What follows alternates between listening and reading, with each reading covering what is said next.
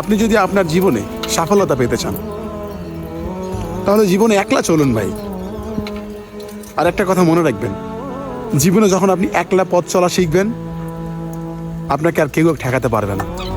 যখন আপনি সঙ্গ দিয়ে চলবেন, মনে রাখবেন আপনি যতই উপরে ওঠেন না কেন আপনাকে নামানোর জন্য 10 জন লাগবে না, মাত্র একটা মানুষ হলেই আপনাকে নামিয়ে দিবে। তাই জীবনে ভালো কিছু করতে গেলে, ভালো কাজে সাফল্য হতে গেলে আপনাকে একলা চলতে হবে। আর বিশ্বাসটা সবসময় নিজের উপরে রাখতে হবে, কোনো মানুষের উপর রাখা যাবে না, আর উপরে আল্লাহর উপর রাখতে হবে।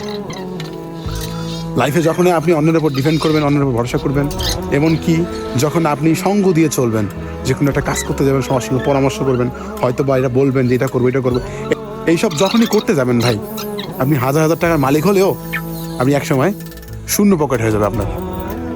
তাই জীবনে সঙ্গ জিনিসটা থেকে কম থাকবেন, একলা চলবেন।